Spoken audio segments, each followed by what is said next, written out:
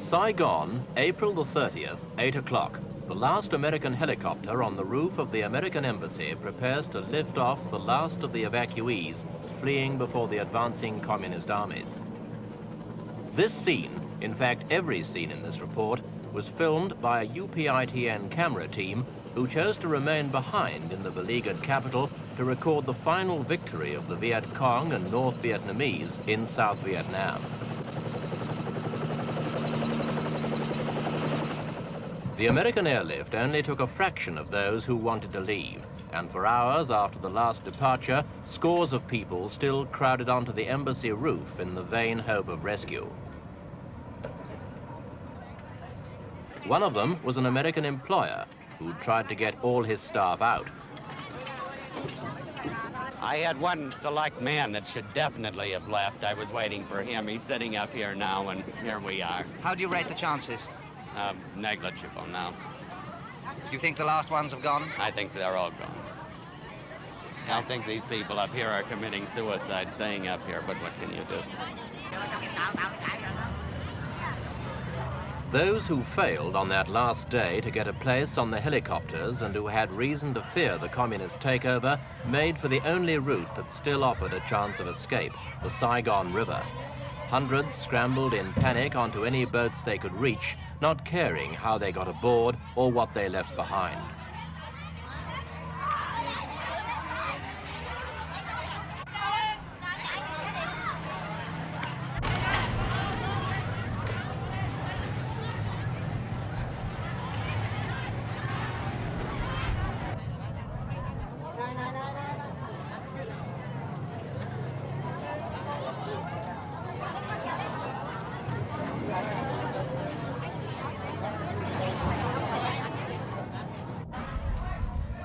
For all of these people, it was in fact a voyage in vain. The communists had already captured the port of Vung Tau at the mouth of the river.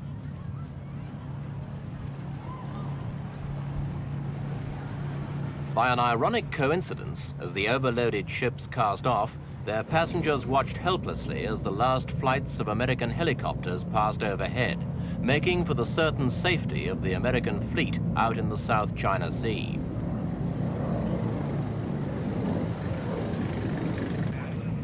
Back in the city, normal patterns of behavior broke down.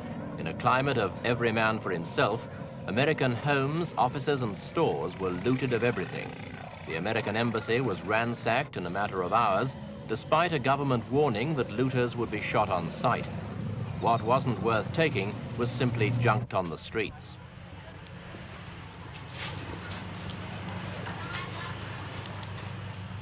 The junk wasn't just paper.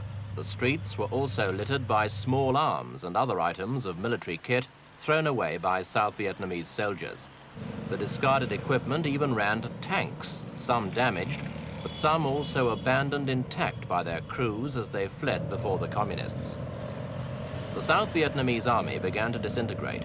Even the crack airborne units took off their uniforms and threw away their weapons. From the presidential palace, General Min ordered all troops to cease fighting, a decision that pleased at least one paratrooper we spoke to. I'm very happy that General Min come, see?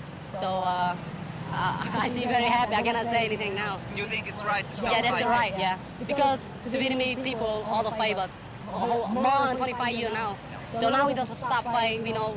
I'm very happy, you know, very happy for all the kids and me. All the people of the Vietnamese army. What are you going to do yourself now? Right now, if the peace, if I don't have the job, I can take care of one taxis, I can ride around, make the money every day for my wife and my baby. Everybody happy, don't want to fight anymore. Not everyone saw defeat so optimistically. This officer shot himself in front of the soldiers' monument a couple of hours before the communists entered the city.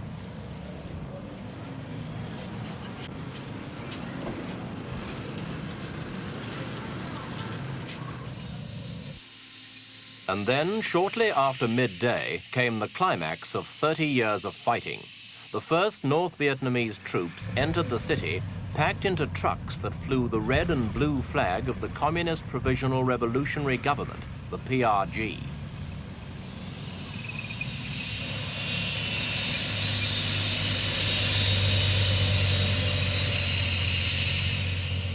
Minutes later, their Russian-made tanks smashed down the gates of the presidential palace and took up positions in the grounds.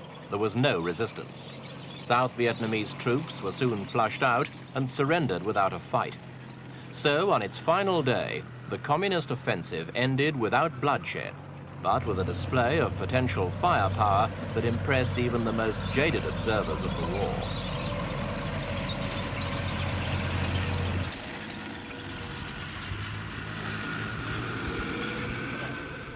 The new masters in Saigon, or Ho Chi Minh City as they called it, were clearly delighted.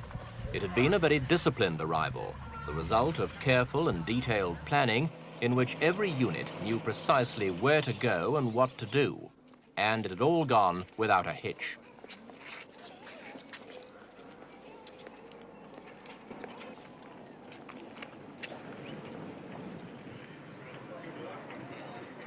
Inside the palace, General Duong Van Minh, Big Minh, South Vietnam's president for only 2 days, formally capitulated. He greeted his communist captors with the words, "You have come, the revolution has come," and then declared he was handing over power to people who deserved it more than he did. He was led away with his government ministers to a waiting jeep, consoled slightly by the knowledge that his surrender broadcast had, at any rate, avoided unnecessary bloodshed.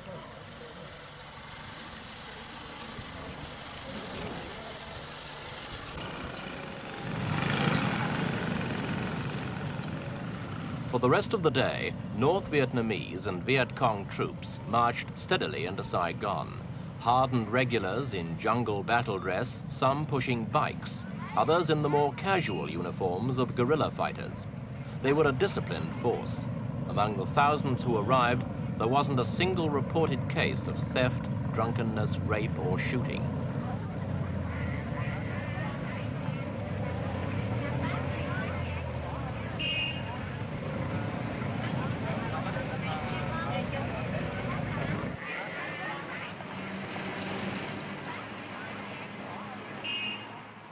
People who hours earlier had feared for their lives now turned out on the streets to cheer and welcome. The sense of relief in Saigon was almost tangible.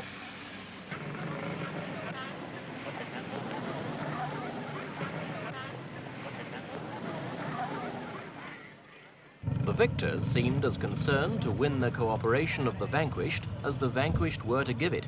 And indeed, such cooperation was essential, since Saigon now had no police force to control day-to-day law and order.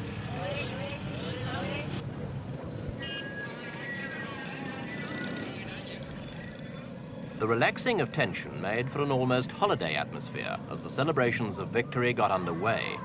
The first demonstrators on the streets were the Buddhists, many of whom had long opposed the military regime in Saigon and the involvement of the Americans in the war.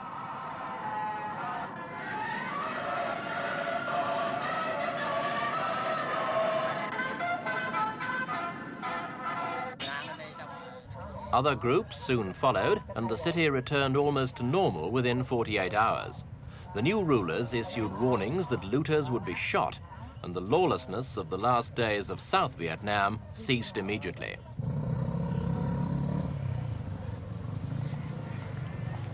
As the first day of peace for 30 years dawned in Vietnam, the banks and some shops remained closed. But in Saigon's markets, it was business as usual. Prices of meat and vegetables rose slightly in the first 2 days of communist rule and then leveled out. And the city's black markets continued to flourish.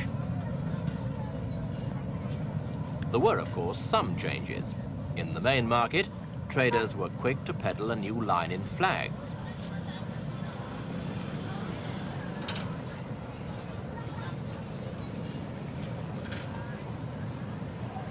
With virtually every building and home being decorated for the forthcoming victory celebrations, demand was brisk for the red banner with the yellow star, the national flag of North Vietnam. Lapel-sized liberation flags were also a popular choice, along with the ubiquitous posters of the man whose dream was now fulfilled, Ho Chi Minh.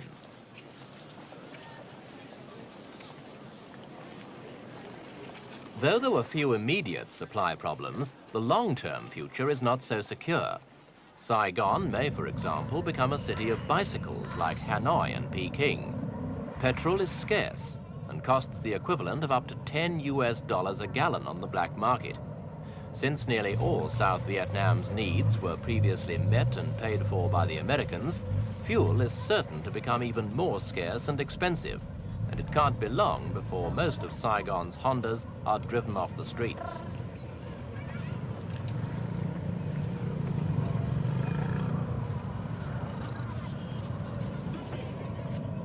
Another event to signal the change of regime, the pulling down of the South Vietnamese Army monument in front of the National Assembly building.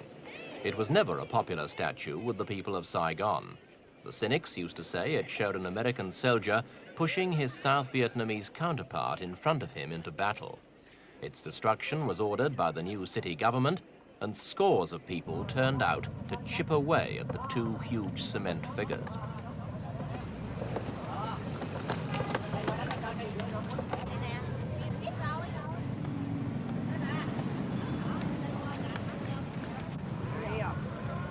After a couple of hours' frantic work, the monument was toppled amidst great jubilation.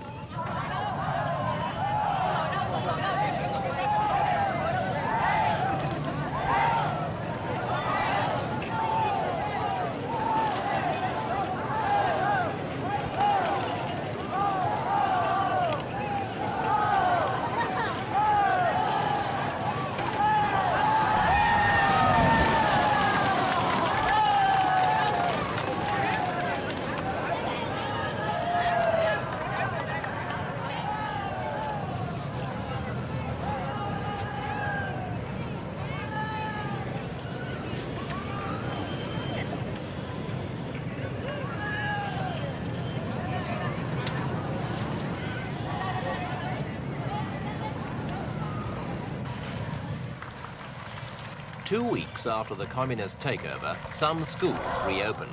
At this one, a black uniformed communist cadre began the first course in what's officially called re-education. Crowded round her were the students who would later reenact the liberation of the South in what's become the traditional communist propaganda play, the Americans and their evil reactionary allies against the People's Revolutionary Forces.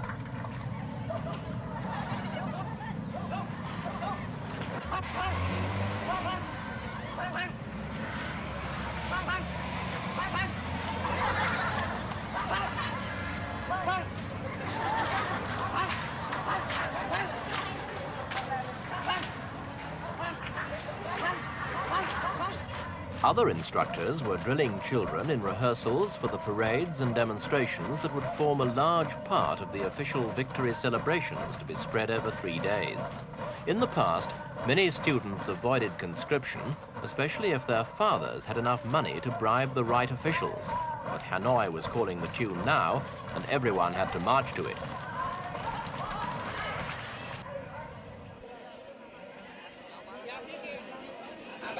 The first appearance of the new authorities came a week after the military takeover.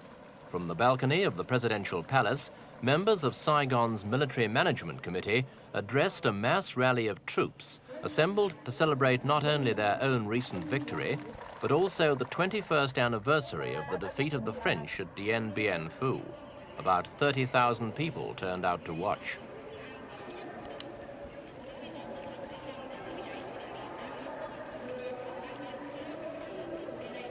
After the speeches, the inevitable parade, led by posters of Ho Chi Minh.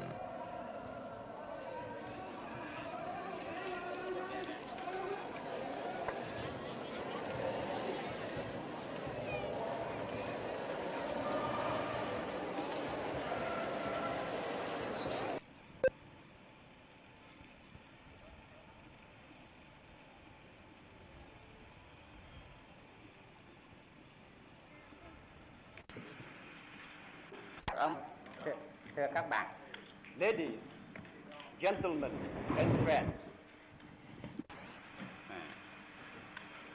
gặp mặt lần đầu tiên chính thức với giới báo chí ở thành phố lớn này. I am very... The next day, foreign journalists had the opportunity of getting to know Saigon's new leaders better when the committee's chairman, General Tran Van Tra, held a press conference. Through an interpreter, he left no one in any doubt that he'd taken over all aspects of the city's affairs. Closely united in their task, the revolutionary administration of the city will, together with the people, settle all problems and wipe out all difficulties. Có lẽ trong các bạn And also in a different condition.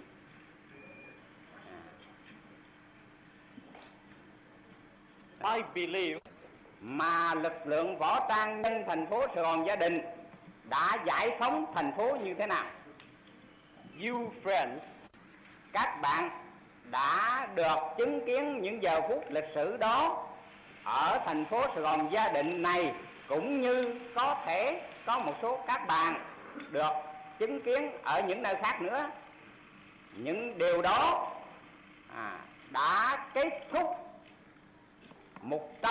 hơn 117 năm đất nước chúng tôi mất quyền độc lập tự do. the liberation of the Saigon city, and also from now on, Đã được it goes without saying that we meet with a number of difficulties in the first days of our liberation.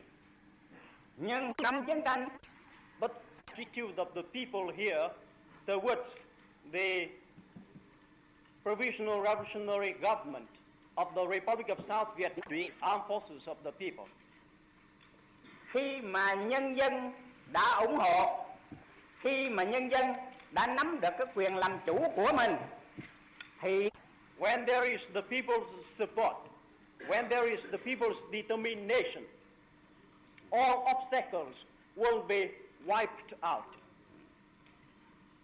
do đó mặc dầu khó khăn nhưng chúng tôi sẽ cố gắng làm thế nào trong thời gian ngắn có thể đem lại trật tự trị an đầy đủ trong thành phố Sài Gòn Gia Đình này, cũng như đem lại đời sống bình thường của nhân dân Sài Gòn Gia Đình. In spite, Các bạn đã biết, chúng tôi vừa giải phóng xong thành phố Sài Gòn Gia Đình, một thành phố có trên 3 triệu dân. Và nếu tôi không nhầm thì từ xưa tới nay chưa có một thành phố nào lớn, dân số đông như thế này được giải phóng trong thời gian ngắn nhất như thế này. Vì thế, trong một cái thành phố lớn đông dân mà lại là cuộc tấn công rất thần tốc, do đó cho nên là đặt cho chúng tôi rất nhiều việc cần phải làm tiếp. Làm những nhiệm vụ mà trước nhất là nhiệm vụ trật tự trị an trong thành phố và đời. Các bạn chắc cũng đã rõ là cái nhiệm vụ và vì sao tổ chức ra Ủy ban Quân quản rồi, cho nên tôi không nói dài về vấn đề tổ chức Ủy ban Quân quản. I would like not to speak long.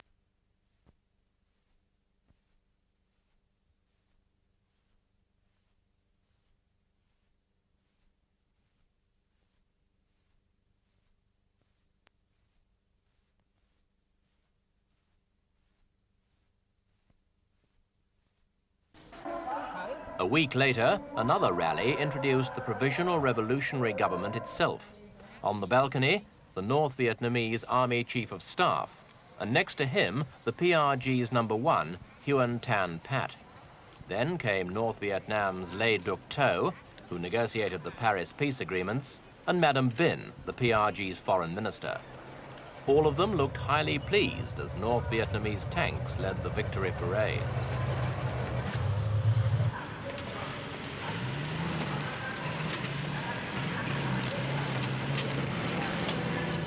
A whole division of troops took part, 10,000 men. But as North Vietnam always maintained it had no troops in the south, every soldier in the parade wore the badge of the PRG.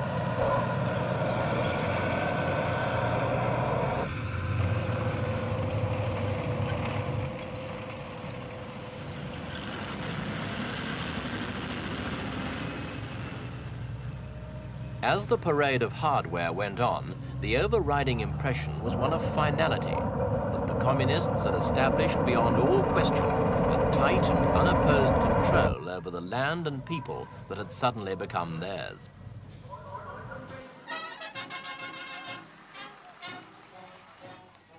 Without the huge American investment that supported its economy, South Vietnam will need the help of all its people to make the inevitable transition to a socialist system.